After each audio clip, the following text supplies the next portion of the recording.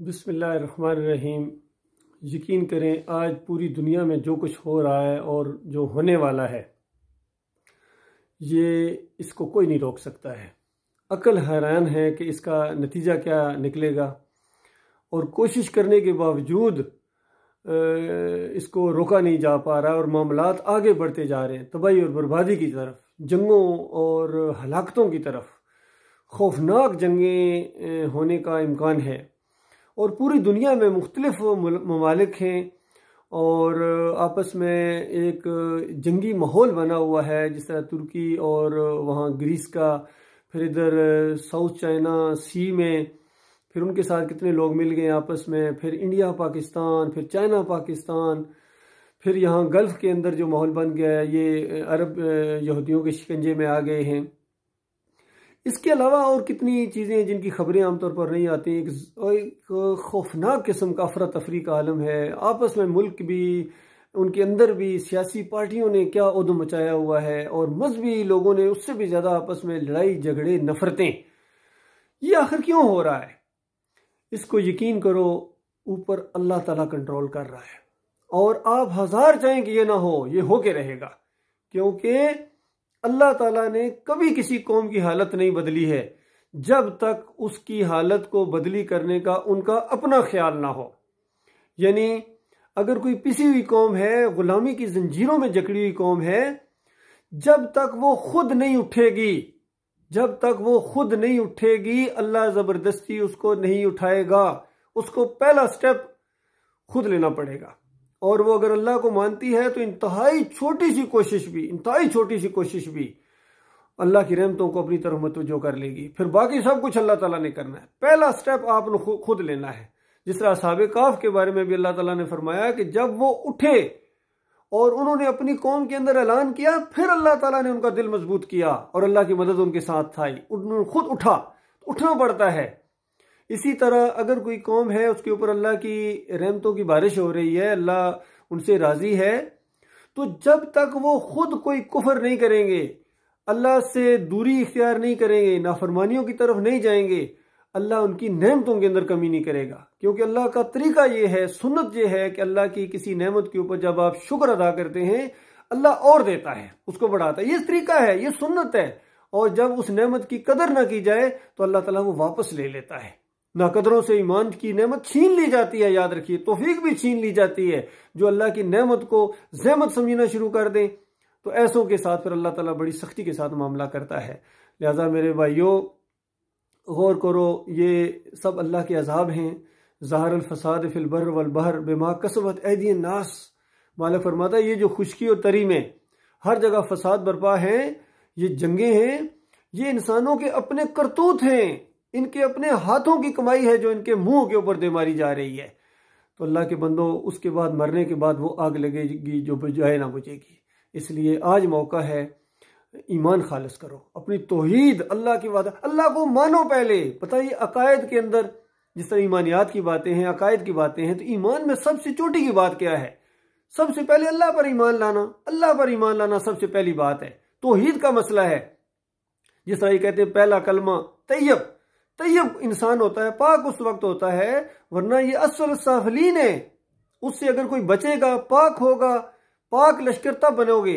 جس طرح کہتے ہیں یہ لشکر طیبہ نام رکھ دیا، طیبہ نام رکھنے سے طیبہ نہیں ہو سکتے ہیں، پہلے طیب ہونا پڑے گا، کلمہ پڑھنا پڑے گا، لا الہ الا اللہ محمد رسول اللہ، اللہ کے علاوہ کوئی الہ نہیں، کوئی معبود نہیں، کوئی داتا نہیں، کوئی دستگیر نہیں، کوئی مشکل کشا نہیں، کوئی حاجت روا نہیں، کوئی پکارے جانے کے لائق ہی نہیں ہے، کوئی نظر و نیاز کے لائق ہی نہیں ہے، کوئی توکل اور بھروسے کے لائق ہی نہیں ہے، کوئی مدد کر ہی نہیں سکتا ہے الا اللہ، سوائے اللہ کے، اور محمد رسول اللہ، محمد صلی اللہ علیہ وسلم اللہ کے آخری رسول ہیں۔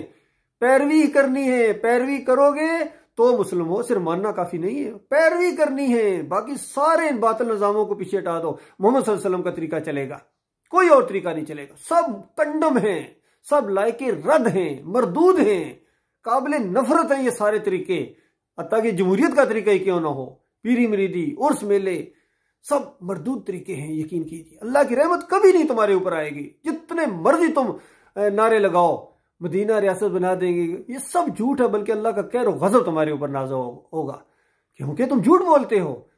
کہ مدینہ کی ریاست بنانے والے جا کے مزاروں کے اوپر سجدے کریں، مدینہ کی ریاست قائم کرنے والے گھوڑے کو پوجیں، گائے کو پوجیں اور چادریں چڑھائیں، نعرے لگائیں، غیر اللہ کی حفاظت کریں، ان شرکیہ کفریہ عقائد اور نظریات کی ان کی تعریفیں کریں، ان کے سامنے اللہ کو شرک کے ذریعے گالیاں دی جائیں اور یہ مسکرائیں کیا کہ ووٹ کا خطرہ ہے، کوئی ووٹ دینا بند. یہ اللہ کے بندو یہ کوئی طریقہ نہیں ہے. تمہارا خون کھولنا چاہیے اللہ کے شرک اور کفر کو دیکھتے ہوئے. اللہ کو گالی ہے شرک اور کفر، لہذا جب تک یہ شرک نہیں چھوڑو گے اللہ کی رحمت کو کبھی متوجہ نہیں کر سکتے ہو.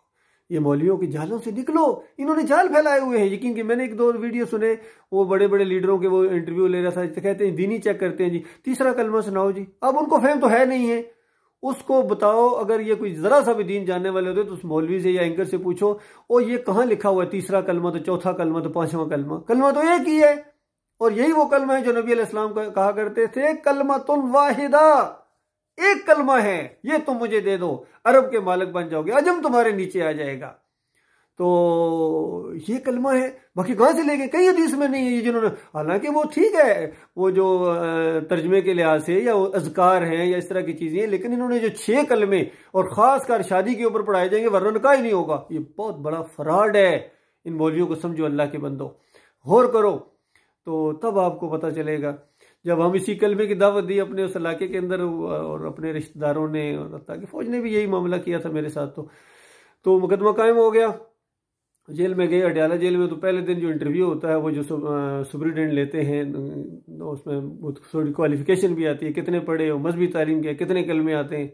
تو جب میرے سے اس نے پوچھا کتنے کلمے آتے ہیں تو میں نے کہا سپریڈنٹ صاحب پہلا کلمہ پڑھا ہے تو یہاں پہنچ گئے ہوں، آگے انہوں نے پتہ نہیں کیا کرنا. تو ایک دم اس نے میری طرف دیکھا، پہچان کے تیز لوگ ہوتے ہیں، کہتے ہیں یہاں آرام سے رہنا. تو اس انداز سے ایک ہی کلمہ ہے، اس کلمے کو تم پڑھو، پوری دنیا کے سامنے اس کلمے کو پیش کرو گے، تب آپ کو پتہ چلے گا توحید کیا ہے، شرک کیا ہے، محمد صلی اللہ علیہ وسلم کا طریقہ کیا ہے، مدینہ ریاست کیا ہے. تب آپ کو پتہ چلے گا، ورنہ نہیں پتہ چلے گا. لہٰذا اپنے آپ کو بدلو اللہ کے بندو، سوچ بدلو. جب تک سوچ نہیں بدلو گے، عقائد بدلو، وہ ایک عقیدے اختیار کرو جو قرآن اور صحیح حدیث کے ہیں. اور یہ باقی مشرکانہ عقیدے چھوڑو، دیکھا دیکھی بزرگوں سے چلا رہا ہے ہمارا اور ہمارے بزرگوں کا طریقہ. بزرگوں کا طریقہ نہیں چلے گا، اللہ اور اللہ کے رسول کا طریقہ چلے گا. تب آپ کے اندر خیر آئے گی، تب آپ کے اندر ایمان تازہ ہوگا، تب جینے کا لطف آئے گا، تب خدمت خلق بھی اللہ کی عبادت بن جائے گی. یقین کیجئے دوسرے کی طرف مسکرا کے دیکھنا بھی اللہ کی عبادت بن جائے گی، والدین کی خدمت اللہ کی عبادت بن جائے گی. اور جو کام بھی تم خیر کا کرو گے، خیر کے یہ گروپ چلاؤ گے، بڑے بڑے یہ خیراتی ادارے چلاؤ گے، کیا نام ہے باب الخیر کے نام سے فلاں جناب کو، یہ وہ کتنے بے شمار ان کے نام ہیں، ایدی صاحب نے چلائے سب کچھ. لیکن ایمان خالص ہونا چاہیے تب فائدہ ہوگا، ورنہ عاملۃ ناصبہ تصلی نارا حامیہ. مالک فرماتا ہے عمل کر کر کے تھک جائیں گے، تھکے ہارے آئیں گے. میرے پاس کتنے لوگ ہوں عمل کر کر کے، لیکن عقیدے میں خرابی کی وجہ سے ہمیشہ ہمیشہ کی آگ کے اندر اتر جائیں گے. یہ کچھ ہونے والا ہے. میں آپ کا خیر خواہ ہوں، اصلی بھائی ہوں آپ کا. یقین کیجئے میرے پیارے بھائیوں، ایمان کو سمجھنے کی کوشش کرو. ان فرقوں سے نکلو، ان مسلکوں سے نکلو اور ان سارے مشرکانہ عقائد اور نظام کو بدلو، تب تمہارے اندر تبدیلی آئے گی، اللہ کی رحمت تمہاری طرف متوجہ ہوگی. ورنہ کوئی صورت نہیں ہے. یقین کیجئے مال کے تم پہاڑ لے کے جاؤ گے اللہ کے پاس اور جہنم کی آگ کے اندر اتر جاؤ گے. اللہ تعالیٰ اس خوفناک انجام سے اپنی پناہ میں رکھے. اور بات کو غور کریں، سننے کی کوشش کریں. اور الحمدللہ سے لے کر والناس تک اگر آپ کو یہی مسئلہ نہ ملا کہ لوگوں تمہارا داتا بھی اللہ ہے، دستگیر بھی اللہ ہے، مشکل کشا بھی اللہ ہے، حاجت روا بھی اللہ ہے، بغیر واسطے وسیلے کے اس کو پکارنا شرک سے زیادہ قریب ہے. دل کے وسوسے جاننے والا ہے، وہ ہے رکوع اور سجدے کا مستحق، وہ ہے صحیح معنوں میں معبود، اکیلا معبود ہے. اس کے ساتھ 2 3 نہ ملاؤ، ورنہ وہ مار پڑے گی جس طرح پہلوں کو مار پڑی ہے. اللہ تعالیٰ ایمان کو سمجھنے، اللہ تعالیٰ سب کو اپنے شرک سے پاک ایمان لے کر اللہ کے پاس جائیں، منافقت سے پاک اور ریاکاری سے پاک، ہر عیب سے پاک. تب اللہ جانتا ہے آخرت ٹھیک ہو جائے گی. لیکن دنیا میں بھی اللہ تعالیٰ آپ کو غلبہ عطا فرمائے گا دوسری قوموں کے اوپر. کوئی تمہاری طرف، کوئی تمہیں مغلوب نہیں کر سکے گا اگر اللہ تمہارے ساتھ ہے. اور اگر شرک کرتے کرتے موت آ گئی تو پھر اللہ تمہارے ساتھ نہیں ہے. جتنا مرضی کہہ دو اللہ کا بڑا شکر ہے، اللہ کی بڑی کرم نوازی ہے جی. اور کہاں جا رہے جی؟ وہ 11ویں کھانے جا رہا ہوں جی، وہ وہاں چادر چڑھائی تھی وہاں سے، اللہ کی بڑی مہربانی ہے جی، بس سب کچھ ٹھیک ہے جی. یہ الفاظ ہیں، حقیقت کے ساتھ اس کا کوئی تعلق نہیں ہے. ٹھیک ہے بھائیو، اللہ حافظ.